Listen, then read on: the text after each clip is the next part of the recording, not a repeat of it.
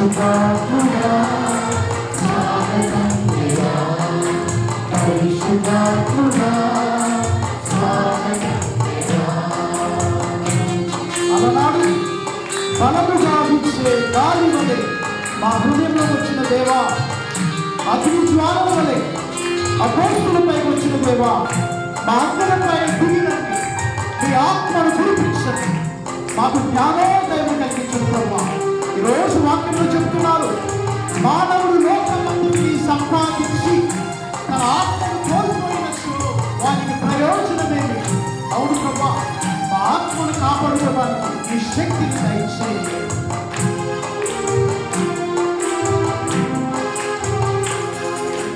బలముగా వీచే గాలి వలె మా హృదయంలోకి రండి దేవా, బలముగా వీచే గాలి వలె మా హృదయంలోకి రండి దేవా.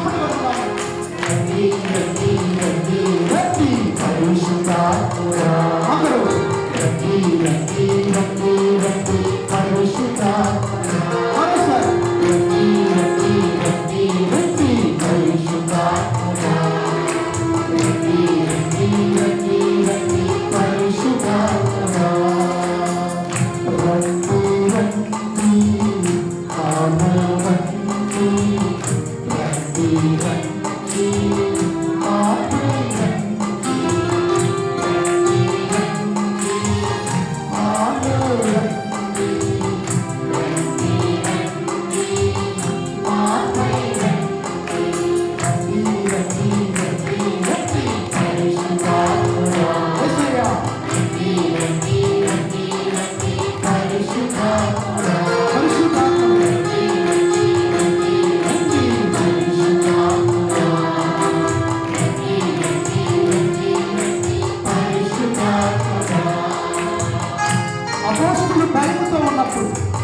అగ్ని జ్వాలల వలె పరిశుద్ధాత్మ దేవుడు అపోస్తులపై వచ్చినట్లుగా మనందరిపై దేవుని ఆత్మ దిగి రావాలని వేడుకుందాం. ప్రభువా, మాలో భయం ఉంది, మాలో ఆందోళన ఉంది, ఈ శక్తిని దయచే, ఈ యొక్క ప్రేమను, ఈ యొక్క అగ్ని మాపై కురిపించు ప్రభువా.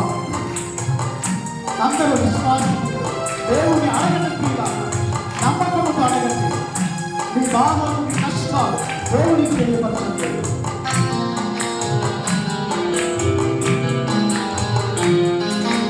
అగ్ని జ్వాలల వంటి కాలుకబోలే మా పెదవులపైకి రండి దేవా, అగ్ని జ్వాలల వంటి కాలుకబోలే మా పెదవులపైకి రండి దేవా, రండి రండి రండి రండి పరిశుద్ధాత్ముడా, రండి రండి రండి రండి అందరూ సంతోషంగా చప్పట్లు రండి రండి రండి రండి పరిశుద్ధాత్ముడా, రండి రండి రండి రండి పరిశుద్ధాత్ముడా, రండి రండి ఆలో రండి రండి రండి ఆపై రండి రండి రండి ఆలో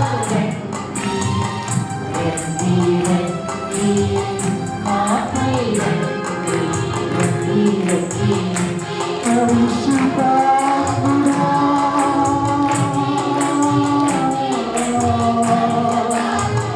ఆపై దిగిరా పరిశుద్ధాత్ముడా,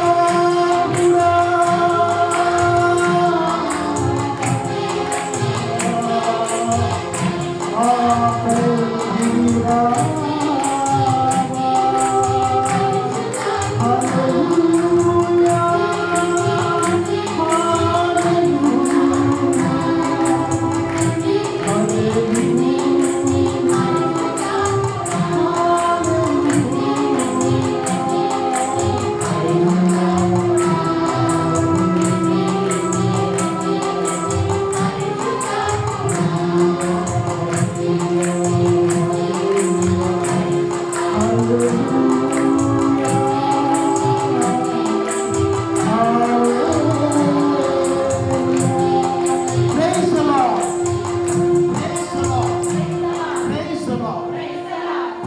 గాడ్.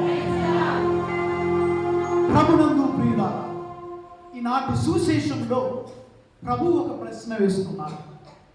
దీనికంటే ముందుగా ఒక విచారణ గురువు ఉపదేశ మాస్టర్ గారిని పిలిచారండి. కాఫీ తాగిన తర్వాత, పేపర్ చదివిన తర్వాత మాస్టర్ గారిని పిలిచి, మాస్టర్ గారండి, మన విచారణలో సభ్యులు నా గురించి ఏమనుకుంటున్నారు? సూపర్ ఫాదర్, చాలా మంచోళ్ళు అంటున్నారు, అందరితో కలుస్తున్నారు, మాట్లాడుతున్నారు అంటున్నారు. ఇంకా ఏమంటున్నారు అంటే, మిమ్మల్ని ఒక తల్లి కంటే ఎక్కువగా పొగుడుతున్నారు అని. అదే ఫాదర్ గారికి అర్థం కాలేదు. అదే మాస్టర్లు తల్లి కంటే ఎక్కువ పొగిడే అంత పని నేనేం చేశాను అని ఫాదర్ అడిగారు. ఫాదర్, ఒక తల్లికి ఒక పిల్లల్ని నిద్రపరచడం చాలా కష్టం. మీరు వాక్యం చెబుతుంటే 200 మంది నిద్రపోతున్నారు కాబట్టి మీరు తల్లి కంటే ఎక్కువ పొగుడుతున్నారు. ప్రియుల, ప్రతి ఒక్కరికి ఒక ఆలోచన ఉంటుంది, ఒక ఆశ. నా గురించి ప్రజలేమనుకుంటున్నారు? నేను నన్ను మంచోడిని అంటున్నారా, చెడ్డోడిని అంటున్నారా? మరి యేసు ప్రభు కూడా ఒక మానవుడిగా ఈ లోకంలో వచ్చారు కాబట్టి, ఒక గురువుగా తన శిష్యులకి సుమారు 3 సంవత్సరాలు బోధించారు. వాక్యాన్ని బోధించి ప్రభు చివరికి వాళ్ళు అడుగుతున్నారు, ఏమని? నా గురించి ప్రజలు ఏమనుకుంటున్నారు? మీకు ఈరోజు చదివిన సువిశేషం ఎన్నో అధ్యాయం గమనించారా? మార్కు సువార్తలో ఎన్నో అధ్యాయం? 8వ అధ్యాయం. మార్కు సువార్తలో ఎన్ని అధ్యాయాలు ఉన్నాయి? 16. 16లో సగం ఎంత? 8. అంటే ప్రభు ఒక 3 సంవత్సరాల శిష్యుడికి అన్నీ బోధించి, అన్నీ వివరించి, అసలు వీళ్ళకి అర్థమవుతుందా, అర్థం కావట్లేదా, నా గురించి ఏమనుకుంటున్నారు అని వీళ్ళకి ఒక ఎగ్జామ్ పెట్టారు, ఒక పరీక్ష. ఇది హాఫ్ ఇయర్లీ ఎగ్జామ్. పిల్లలకి జరుగుతుంది కదా, క్వార్టర్లీ, హాఫ్ ఇయర్లీ. శిష్యులకి ఈరోజు హాఫ్ ఇయర్లీ ఎగ్జామ్. వీళ్ళకి ఎంత అర్థమైంది, నా గురించి వీళ్ళు ఏమనుకుంటున్నారు అని వాళ్ళని అడిగి ప్రభు అడిగారు శిష్యులు, ఏమని? నా గురించి ప్రజలు ఏమనుకుంటున్నారు. అప్పుడు వెంటనే వాళ్ళు ఏమన్నారు? ఈజీ కదా, మన గురించి వేరే వాళ్ళు ఏమనుకుంటున్నారో చెప్పడం ఈజీ. వాళ్ళు ఏమన్నారు? మిమ్మల్ని స్నాపకుడగు యోహాను అన్నారు. ఇంకో మాట ఏంటి? మిమ్మల్ని ఏలియా అన్నారు. ఇంకొక మాట, ప్రవక్తలలో ఒకరిని మిమ్మల్ని సంబోధిస్తున్నారు అని. మనం ఒక నిమిషం ఆలోచించేద్దాం. ఎందుకని యేసయ్యని స్నాపకుడు యోహానుతో పోల్చారు అని మనం ఆలోచన చేస్తే ప్రియులారా, స్నాపకుడు యోహాను అంటే బాప్తిస్మపు యోహాను ముక్కు సూటిగా మాట్లాడతాడు, మొహమాటం ఉండదు. ఏమన్నారు కొన్నిసార్లు? ఓ సర్ప సంతానమా అని ఆనాటి యూదులని మన బాప్తిస్మ యోహాను గారు అన్నారు. హేరోదు రాజు, ఆయన పాపంలో జీవిస్తున్నారు. అందరికీ రాజు అంటే భయం, కానీ ప్రవక్తకు భయం లేదు. ఆయన వెళ్ళి ఏమన్నాడు? ఇదిగో నీవు తప్పు చేస్తున్నావు, నీ తమ్ముడు భార్య, నీ తమ్ముడు ఫిలిప్పు భార్యతో నువ్వు పాపం చేస్తున్నావు, అది తప్పు అని ఖండించాడు. మొహమాటం లేదు. ఇంకో విషయం ఏంటంటే, అక్కడ ఉన్నటువంటి ఆ రాజుకి బాప్తిస్మ యోహాను అంటే భయం వేసేది. ఎందుకు భయం వేసేది అని మనం కనుక ఆలోచన చేస్తే ఒకసారి మన వాక్యంలో చూద్దాం. మార్కు శుభవార్తలో మనం 6వ అధ్యాయం చూద్దాం. 6వ అధ్యాయంలో 14 వచ్చిన హెడ్డింగ్ అక్కడ యోహాను శిరచ్ఛేదనం అని ఉంది కదా. అక్కడ హేరోదు ఎందుకు భయపడ్డాడంటే 20వ వచనం చదవండి. 6వ అధ్యాయం. ఏలయనా యోహాను నీతిమంతుడు, పవిత్రుడు అని హేరోదు ఎరిగి అతనికి భయపడి, ప్రైజ్ ది లార్డ్, ఆయన నీతిమంతుడు కాబట్టి రాజుగారు కూడా భయపడతారు. వేరే వాళ్ళైతే భయపడేవాడు కాదు. యోహాను నీతిమంతుడు, దైవభక్తి కలిగినటువంటి వాడు, పవిత్రుడు కనుక భయపడ్డాడు.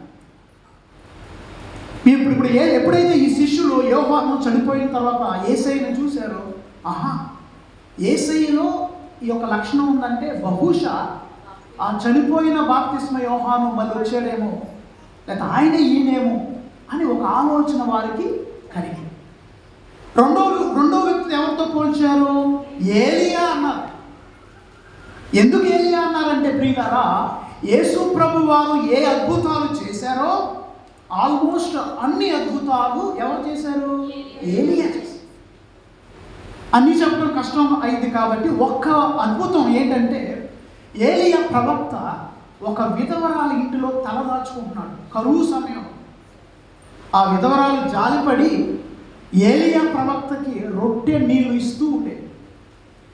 అయితే అనుకోకుండా ఏం జరిగిందంటే, ఆ విధవరాలకు ఒకే ఒక కుమారుడు ఉన్నాడు, ఏకైక కుమారుడు. ఆ కుమారుడు మరణించాడు. అప్పుడు ఈ విధవరాలు ఏలియా ప్రవక్త దగ్గరికి వెళ్ళి, అయ్యా నువ్వు దైవజనుడివి, దేవుని దాసుడివి, నీకెంతో ఉపకారం చేశాను, కానీ నీవు ఈ రోజున మా ఇంటికి ఏం తీసుకొచ్చావు? నా కొడుకు ఒక్కగానో ఒక కొడుకు చచ్చిపోయాడు, నేనేం చేయాలి అని వెక్కి ఏడుస్తుంటే, అప్పుడు ఏలియా ప్రవక్త ఆ యొక్క కుమారుణ్ణి జీవముతో లేపుతున్నారు. ప్రియులారా, వాక్యంలో చూడాలంటే రాజుల మొదటి గ్రంథము మనం చూద్దాం. రాజుల మొదటి గ్రంథము 17వ అధ్యాయము, అక్కడ 17వ వచనం పైన హెడ్డింగ్ మీరు చూస్తే, విధవ పుత్రుడు చనిపోయి బ్రతుకుట అని ఒక హెడ్డింగ్ ఉంటుంది. రాజుల మొదటి గ్రంథం 17వ అధ్యాయం, అక్కడ చదవలసిన వాక్యం 18వ వచనం. ఆమె అంటే ఎవరు? ఈ విధవరాలు సారేఫత్తు విధవ ఏలియా ప్రవక్త దగ్గరికి వచ్చి ఏమన్నా చదవమ్మా. అయ్యా నీవు దైవభక్తుడివై ఉండి కూడా నాకు ఈ అపకారము చేసితివి, నీవు నా పాపములు దేవునికి జ్ఞప్తికి తెచ్చి నా కుమారుడికి ఈ చావు తెచ్చిపెట్టావా అని ఏలియాని ఒక రకంగా నిందించి. ఆ టైంలో ఏలియాకి ఏం చేయాలో తెలియలేదు. మరి ఆ ఇంటికాడ ఉంటున్నాడు, ఆ కరువు సమయంలో విధవరాల దగ్గర ఎంతో లాభం పొందాడు. కానీ మరి దేవుడు కరుణ చూపించాల్సిన ఈ సమయంలో అనుకోకుండా ఆ బిడ్డను చనిపోయాడు. అప్పుడు ఏలియా ప్రవక్త ఈ విధంగా ప్రార్థన చేస్తున్నాడు. 20వ వచనం ఒకసారి చూడండి. అతడు, ప్రభువు నేను ఈ విధవ ఇంట తలదాచుకొనుచున్నాను కదా, నీవు ఈ దీనురాలి ఈ పుత్రుని చంపి ఏమైనా బాధ పెడతావా దేవా, ఈ విధవరాలను నువ్వు బాధ పెడతావా అని ప్రార్థించెను. అంతట ప్రవక్త, సరే అక్కడ మనం చదువుకుంటూ వెళితే 22వ వచనమున, ప్రభువు ప్రవక్త మొర ఆలకించెను. ఒకసారి దేవుడికి గట్టిగా చెప్పవాలి. దేవుడు ప్రార్థన ఆలకించాడు, ప్రవక్త ప్రార్థన ఆలకించాడు. ఆ విధవరాలి కుమారుడికి జీవాన్ని ప్రసాదించాడు. ఈ వాక్యం చదువుకుంటే పిల్లరా, మన నెహ్రూపేటలో ఒక సంఘటన జరిగింది.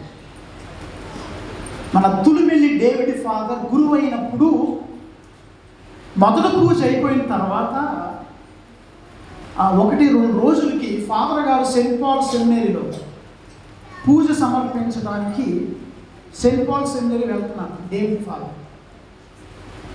అనుకోకుండా ఒకేసారి మొదటి అంతస్తులో ఉన్నటువంటి వాళ్ళ చెల్లి సుజాత వాళ్ళ యొక్క కుమార్తె మొదటి అంతస్తు నుండి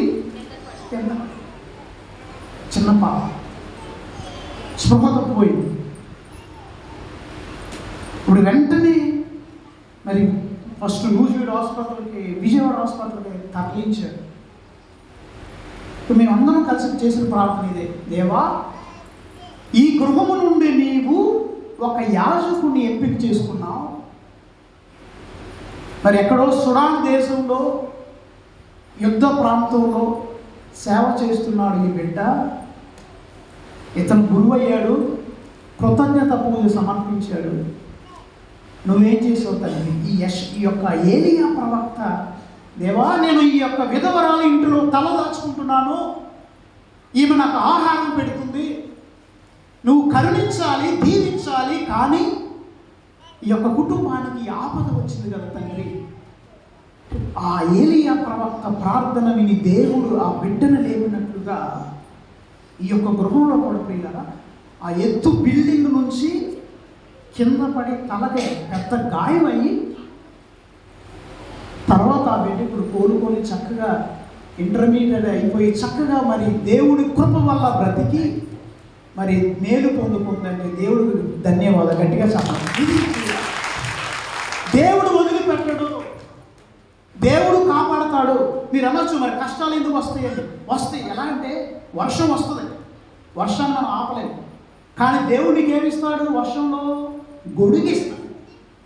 నా బిడ్డ నువ్వు తడవకు, వర్షం రానే, నువ్వు తడవు, నిన్ను కాపాడతా, నిన్ను రక్షిస్తా, నువ్వు నన్ను నమ్ము అని ఆ విధంగా ఆ కుటుంబంలో పిల్లల దేవుడు గొప్ప అద్భుతం చేసి ఆ బిడ్డను కాపాడినట్లుగా ఇక్కడ ఏలియా ప్రవక్త ప్రార్థన ద్వారా విధవరాలు కుమారుడు లేచినట్లుగా యేసు ప్రభు కూడా ఈ అద్భుతం చేశారు. నాయూను గ్రామంలో, బైబిల్ ఎక్కువ చదువుతూ మళ్ళీ టైం ఎక్కువైంది కాబట్టి, నాయూను గ్రామంలో ఒక విధవరాలు ఉంది. ఆమెకు ఒకే ఒక కుమారుడు, ఆయన మరణించాడు.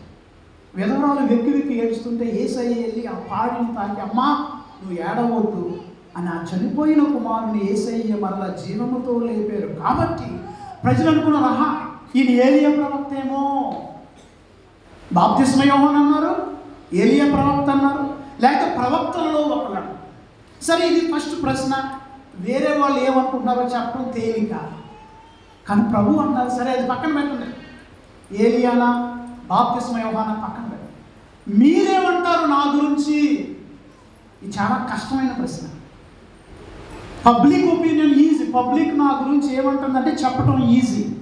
సరే అది పక్కన పెట్టు, ఓకే అది కాదు నాకు కావాల్సింది, నువ్వు నా గురించి ఏమనుకుంటున్నావు? ప్రియులారా, ఈరోజు దేవుడు నిన్ను నన్ను ప్రతి ఒక్కరిని, ఫాదర్ జోసెఫ్ నా గురించి నువ్వేమనుకుంటున్నావు? నేను ఆలోచిస్తే నాకు అంతా నిద్రే పట్ల, ప్రభు నాకు చాలా జవాబులు ఉన్నాయి అన్నాను. ఈరోజు మిమ్మల్ని సుగుణ గారు మీరు నా గురించి ఏమంటున్నారు అన్నాను, అయితే జెస్సీ గారు మీరు నా గురించి ఏమనుకుంటున్నారు, ప్రతాప్ మాస్టర్ గారు నా గురించి మీరు ఏమనుకుంటున్నారు, బ్రదర్స్ సెయింట్ పాల్ బ్రదర్స్ నా గురించి మీరు ఏమనుకుంటున్నారు? నా గురించి కాదు, యేసయ్య గురించి. ప్రతి ఒక్కరిని ప్రభు ఈరోజు అడుగుతుంది. నువ్వు అనొచ్చు, ప్రభు నువ్వు నా రక్షకుడివి, నా స్నేహితుడివి, నా దేవుడివి, నా సహోదరుడివి. ఒక్కొక్కరికి ఒక సంబంధం ఉంటుంది యేసు ప్రభు. నా గురించి నువ్వు ఏమనుకుంటున్నావు? పేతురు గారు అన్నారు, ప్రభువా నీవు క్రీస్తువి.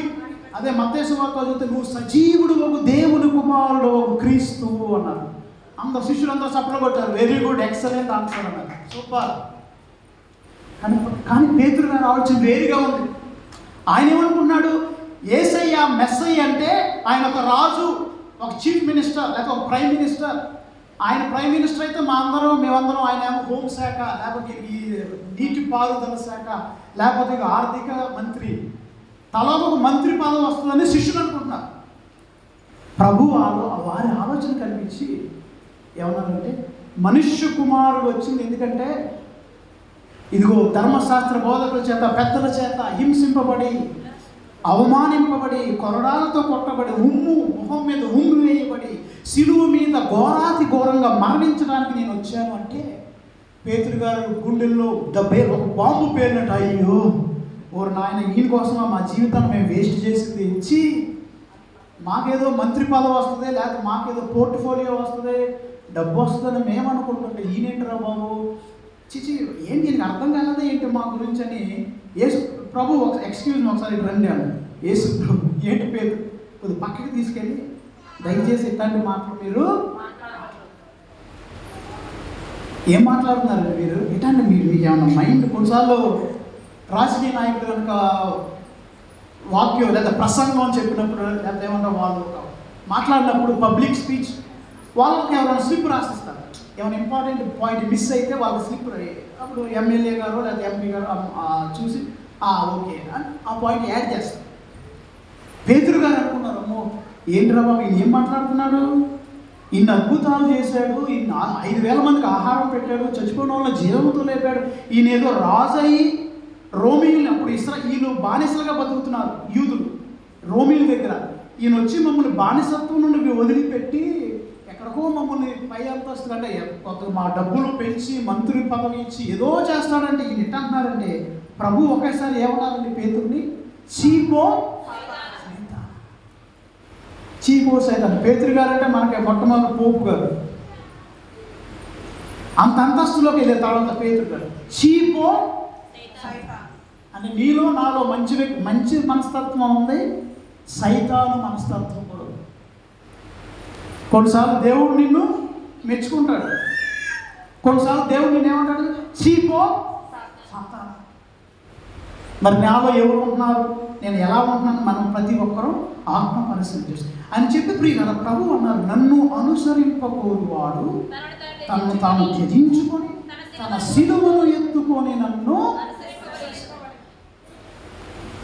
సిలువ అంటే చూడండి, ఇంగ్లీష్లో నేను అంటా, ఇంగ్లీష్లో ఏమంటారు? ఐ అంటే ఎలా ఉంటుంది? బాగా ఎలా ఉంటుంది కదా. ఐ అంటే నేను. దీన్ని అడ్డంగా ఒక కర్ర వస్తుంది కదా, కనిపించే అక్కడ ఉందా?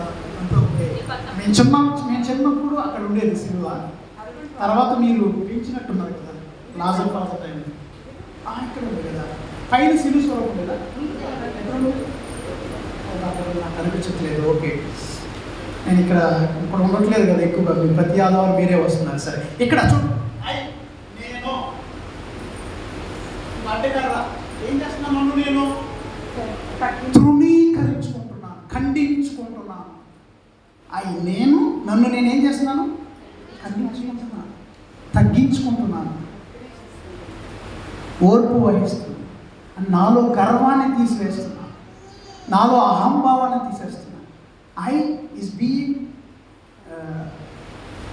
crossed by or intersected by another. I humble myself. I am crucifying myself. నన్ను నేను సిలువకు అంటకొట్టుకుంటున్నాను. ప్రియులారా, మన దేవుడు ఇక రాజులు, ప్రపంచంలో ఉన్న రాజకీయ నేత కాదు. ఆయన క్రీస్తు మరణించడానికి వచ్చారు. ఆయన తనలో ఉన్నటువంటి ఇదిగో ఆయనలో తప్పు లేదు, కానీ మన తప్పులను తన మీద వేసుకున్నాడు కాబట్టి ఆ అపజయాన్ని సహించాడు. తనలో ఉన్నటువంటి అక్కడ జరిగినటువంటి సంఘటన మనసులో పదిలపరుచుకున్నాడు. దాని గురించే ఈరోజు మనం చదివిన మొదటి పట్టణం. యెషయా ప్రవక్త ఏమంటున్నాడు చూడండి, యెషయా గ్రంథము 50వ అధ్యాయంలో యెషయా ప్రవక్త రాబోవు క్రీస్తు యొక్క శ్రమల గురించే యెషయా ప్రవక్త అంటున్నాడు. యెషయా గ్రంథము 50వ అధ్యాయము అక్కడ మనం వాక్యంలో చూసుకున్నట్లయితే ప్రియులారా, ఆయన బాధామయ సేవకుడు. అక్కడ మీరు చదవలసిన వాక్యము 6వ వచనము, నన్ను మోదు వారికి నా వీపును అప్పగించితిని, వారు నా గడ్డపు వెంట్రుకలు లాగివేయుచుండగా నేను ఊరకుంటిని, నా మొహం మీద ఉమ్ము వేసి నన్ను అవమానించుచుండగా నేనేమీ చేయలేదు. ప్రభువైన దేవుడు, ప్రైజ్ ది లార్డ్. ఇది మీరు పెన్నుతో అండర్లైన్ చేసుకోండి. మీరు కుడి చేయొచ్చు, చెప్పండి, ప్రభువైన దేవుడు నన్ను ఆదుకొనుగాక. అది ఈ యొక్క భక్తుడి యొక్క బలం. పేదవారి బలం ఎవరంటే దేవుడు, భక్తుల యొక్క బలం ఎవరంటే దేవుడు. దేవుడే నా అండ, దేవుడే నా బలం, దేవుడే నా కొండ. నాకు ఎన్ని అవమానాలు జరిగినా నేను భరిస్తా. మీ జీవితంలో అవమానాలు జరుగు, నా జీవితంలో కూడా అవమానాలు జరిగింది. సెమినరీలో ఒకసారి నేను 8వ క్లాస్ 7వ క్లాస్ తర్వాత సెయింట్ ఆంబ్రోస్ సెమినరీలో చేరాను. 8వ క్లాసులో అక్కడ లేచుడి ఫాదర్ అని ఒక గురువు ఉండేవాడు. ఆయన సెలవులో నన్ను అక్కడ నుంచి అక్కడున్న బ్రదర్స్ని అందరినీ ఇంటికి పంపించేవాడు. నాకు సెలవులు చాలా తక్కువగా ఉండేది, ఒక వారమే ఉండేది సెలవులు. నేను అక్కడ ఉన్నప్పుడు అక్కడ ఒక మాస్టర్ గారు కూడా ఉండేవాడు, నేను పేరు చెప్పట్లేదు. నేను ఇంటికి వెళ్ళే సమయంలో ఆయన అన్నాడు, నీవు నా గోల్డ్ చైన్ దొంగతనం చేసావని. బ్రదర్ జోసెఫ్ అమ్మో నెహ్రూపేట వాళ్ళు బాబోయ్. కొంతమంది అంటారు నెహ్రూపేట, అమ్మో నెహ్రూపేట, బ్రదర్ నెహ్రూపేట మీరు నా గోల్డ్ చైన్ దొంగతనం చేశారు. నేను 9th క్లాస్ చదువుతాను, ఇంటికి వెళ్ళే ముందు నాకు ఏడు బాగా నేను ఈయన గోల్డ్ చైన్ నేను తీయటం ఏంటి భగవంతుడా అని నీ మీద నేను పోలీస్ కేసు పెడతాను.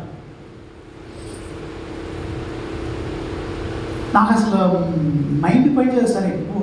అంటే దొంగతనం అంటే బ్రదర్గా ఉన్నాం, ఏదో ఫాదర్ అవుదాం అని ఎన్నో ఆశలు పెట్టుకొని అన్ని వదిలేసి అక్కడికి వెళ్తే ఆయన అన్నమాట నీ మీద పోలీస్ కేసు పెడతా. నేను అన్నాను సరే నాకు ఒక అవకాశం ఏమంటే నేను కొంచెం మీ రూమ్లో ఇద్దరం కలిసి ఎదుగుదాం మాస్టర్ గారు అంటే ఒకవేళ బహుశా ఇక్కడ ఉంటుందేమో అని నేను ఒక అరగంట ఎదిగా. అరగంట తర్వాత ఆయన ఒక బుక్ కింద గోల్డ్ చేయడం. నేను చాలా బాధపడ్డా, దేవా ఏంటి నాకు ఈ అవమానం, నేను దొంగతనం చేయడం ఏంటి. తర్వాత దొరికిందా ఓకే సారీ ఉంది కదా. కానీ నేను దేవుడికి మొదలుపెట్టిన ఆ టైంలో బాగా ఏడ్చి ఏది ప్రభావ ఇలా జరిగింది ఏంటి, మా నెహ్రూపేట అంటే ఎందుకు ఎంత చులకన, ఆయన ఎందుకు ఆ మాట అన్నాడు నెహ్రూపేటలో బాబు మేమేం తప్పు చేశాము. తర్వాత ప్రియులు కానీ మీరు అది చెప్పొచ్చో చెప్పకూడదు కానీ కొన్ని సంవత్సరాలకు ఆయన చనిపోయాడు. ఆ వ్యక్తి ఆ మాస్టర్ మిమ్మల్ని అవమానించినట్లయితే అనవసరంగా దేవుడు ఊరుకోడు. మన విచారణ నుంచి డాన్ బోస్కో ఫాదర్ ఉన్నారు. మొన్న వరదలు వచ్చినాయి, ఆయన ఒక మీటింగ్ పెట్టారు. బోస్కో ఫాదర్ అమెరికా నుండి ఇప్పుడు అక్కడ ఉన్నారు ఫాదర్. సుమారు 17 లక్షల రూపాయలు ఆయన పోగు చేసి బిషప్ గారికి అందించారు. ఇంకా 2 సంవత్సరాల క్రితం కరోనా సమయంలో 1 కోటి రూపాయల పైగా బిషప్ గారికి అందించారు. సరే ఫాదర్ గారికి ఏం రాదు, అదంతా బిషప్ హౌస్కి వెళ్ళి బిషప్ గారు రకరకాలుగా వాడతారు, సింగనగర్లో కోసం వాడారు. కానీ ఫాదర్ అంత గొప్పవాడైన మేము అప్పుడప్పుడు అనుకుంటాం. ఆయన బెల్జియంలో డాక్టరేట్ చేశారు, పోస్ట్ డాక్టరేట్ చేశారు, యుఎస్ఏలో విజిటింగ్ ప్రొఫెసర్. మనలో కొంతమంది అక్కడ పనిచేయవచ్చు, విజిటింగ్ ప్రొఫెసర్ యుఎస్ఏలో, అమెరికాలో, బెల్జియంలో ప్రొఫెసర్. కానీ ఇంత గర్వం ఉండదు. ఎప్పుడు వేరే వాళ్ళకి ఏదో ఒకటి చేయాలి తప్పన. సరే ఆయనకి సొంతగా డబ్బు తీసుకోరు కానీ అదంతా మేము అప్పుడప్పుడు అంటాం ఫాదర్ మన నెహ్రూపేటకి ఏమైనా చేస్తే బాగుండేది కదండి. అది మనం క్యాథలిక్ సంస్థ అంటే ఒక బిషప్ గారి కింద పనిచేస్తాం. వేరే సంఘాలు అంటే వాళ్ళు స్వతంత్రంగా ఉంటారు, ఇండిపెండెంట్గా ఉంటారు. మేమేం చేయాలన్నా బిషప్ గారిని అడగాలి, ఆయన సంప్రదించాలి. ప్రతిదీ మేము ఒకవేళ డబ్బులున్నా ఆయనకి ఇవ్వాలి. ఆయన ఉంటారు, నేను చూస్తాను, నేను చేస్తాను. కానీ చాలామంది అనుకోవచ్చు ఆ బోస్కో ఫాదర్ కూడా అవమానం. ఈ విచారం నుంచే డేవిడ్ ఫాదర్ సుడాన్లో 10 సంవత్సరాల పైన పడి యుద్ధ సమయంలో పనిచేసాడు ఆయన. దేవుడు అందుకే డేవిడ్ ఫాదర్ని దీవించారు, ఆ కుటుంబాన్ని దీవించారు. ప్రాణాలను సహితం లెక్క చేయకుండా అక్కడ పనిచేశాడు. మాకు చాలా అవమానాలు వస్తాయి, మీకు వస్తాయి, మీ భార్య భర్తల మధ్య అవమానాలు వస్తాయి, కుటుంబంలో అవమానాలు వస్తాయి. కానీ నేను అక్కడ అండర్లైన్ చేసుకోమని చెప్పా, దేవుడు మీకు తోడుగా ఉంటాడు. దేవుడు మిమ్మల్ని అవమానపరచడు. దేవుడు తన హస్తములతో మిమ్మల్ని అంటి పెట్టుకుని ఉంటాడు. మనకు ఆ విశ్వాసం ఉండాలి, నమ్మకం ఉండాలి. నన్ను అనుసరింపకోరువాడు తన సిలువను ఎత్తుకొని నన్ను అనుసరించాలి. కొంతమంది వ్యక్తులు యెరూషలేములో కొందరు యాత్రికులు సిలువ మోసుకుంటూ వెళ్తున్నారు. ఒక్కొక్కరు ఒక సిలువ మోసుకున్నారు, పెద్ద బరువైన సిలువ. ఆలలో ఒకరు అనుకున్నారంట, ఎందుకు ఇంత బరువు సిలువ నేను మోయాలి, ఎవరో తెలియకుండా రోజుకు ఒక ముక్క కట్ చేస్తా అనుకున్నాను. ఒకరోజు వెళ్ళాడు, ఒక జానను కత్తిరించేశాడు సిలువ. 2వ రోజు మోసాడు, మళ్ళీ ఇంకో జాన కట్ చేశాడు. ఒక వారానికి ఆయన దగ్గరికి ఎంత చిన్న సిలువే ఉంది. వేరే వాళ్ళందరూ బరువైన సిలువలు మోసుకెళ్తా ఉన్నారు. ఈలోపు యెరూషలేముకు వెళ్ళే సమయంలో, అక్కడ గొల్గోతాకు వెళ్ళే సమయంలో పెద్ద అగాధం వచ్చిందంట, పెద్ద లోయ. అందరూ బారు సిలువలు ఉన్న వాళ్ళు ఏం చేశారు, ఆ సిలువ అలా వేసేసి దాని మీద నడుచుకుంటూ అవతలకి వెళ్ళిపోయారు. ఈ తెలివైనడు ఏం చేశాడు, ఆ సిలువ దాంట్లో వేసి ఆ గుంటలో పడ్డాడు. నువ్వు మోసే సిలువ నీకు ఫలితం ఇస్తుంది, విజయాన్ని ఇస్తుంది, కాబట్టి మర్చిపోవద్దు ప్రియులారా. ఈనాటి చదివినటువంటి 2వ పట్టణంలో యాకోబు గారు ఏమంటున్నారంటే, క్రియలు లేని విశ్వాసం నిర్జీవం. మనం ఎంతసేపు చప్పలకొట్టు ప్రభు ప్రభు అని మంచి మనసు లేకపోతే, వేరే వాళ్ళకి సహాయం చేసే మంచి మనసు లేకపోతే నీ విశ్వాసం వ్యర్థము. ప్రియులారా, ఈ మత్తయి సువార్త ఒక మాట చదువుతాను. మత్తయి సువార్త 7వ అధ్యాయం 21వ వచనంలో ఒక మాట అన్నారు. ప్రభు ఏమన్నారు, ప్రభు ప్రభు అని సంబోధించి ప్రతివాడు పరలోకానికి వెళ్ళడు, కానీ పరలోకమందున్న నా తండ్రి చిత్తాన్ని నెరవేర్చువాడే పరలోకం.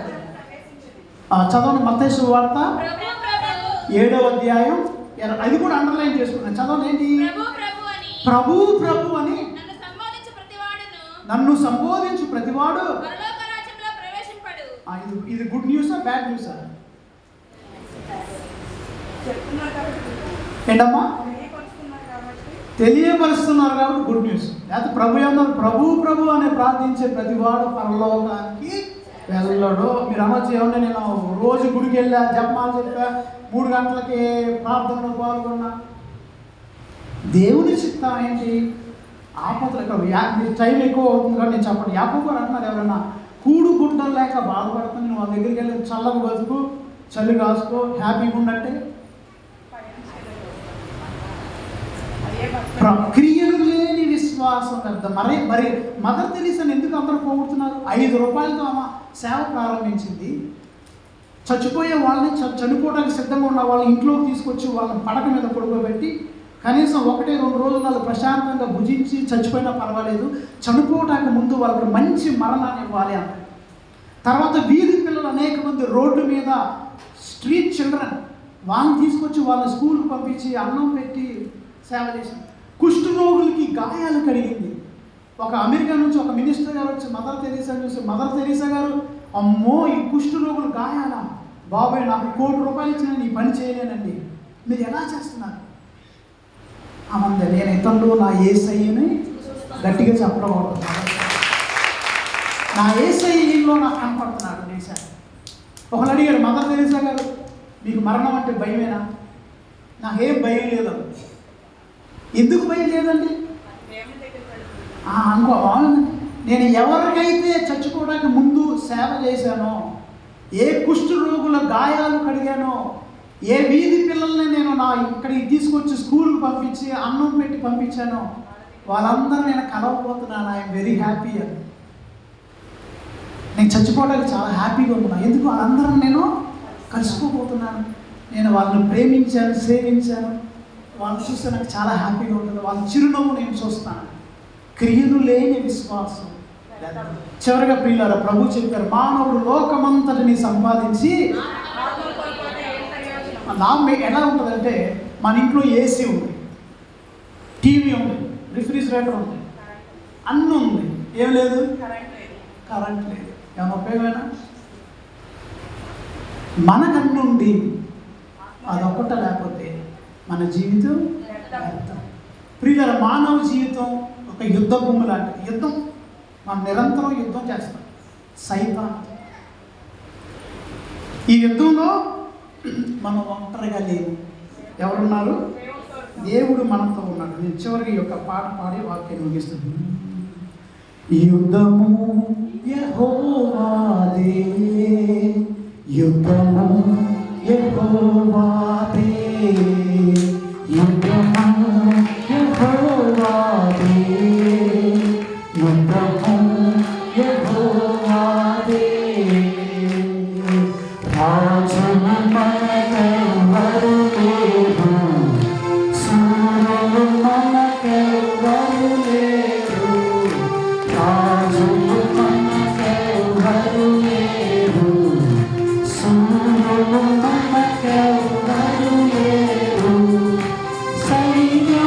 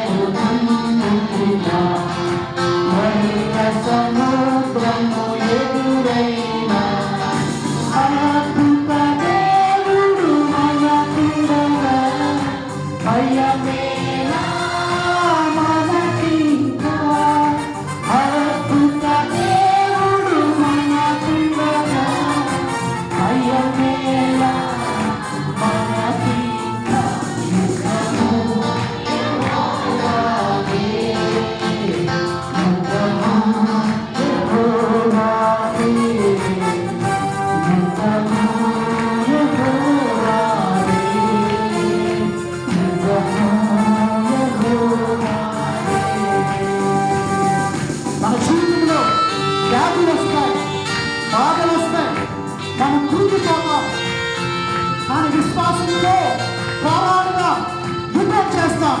యేసయ్య మన అండ, యేసయ్య మన తోడు.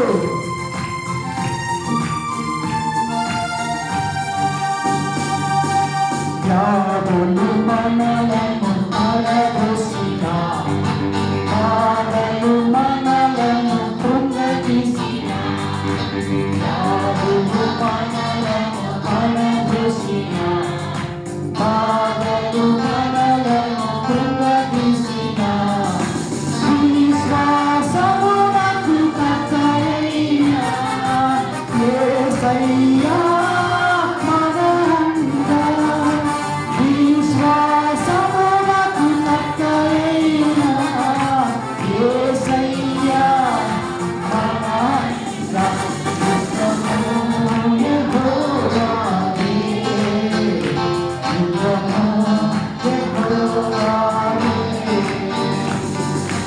అపవాదియైన సాతాను గర్జించు సింహము వలె వచ్చిన, అపవాదియైన సాతాను గర్జించు సింహము వలె వచ్చిన, యూదా గోత్రపు సింహమైన యేసయ్యా మన అండ, యూదా గోత్రపు సింహమైన యేసయ్యా మన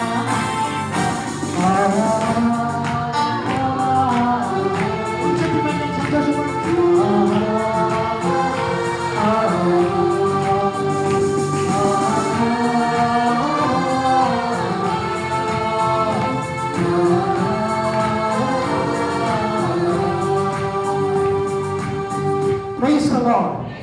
హల్లెలూయా. దేవుడు ఈ యొక్క వాక్యమును దీవించును గాక. మనందరం లేచి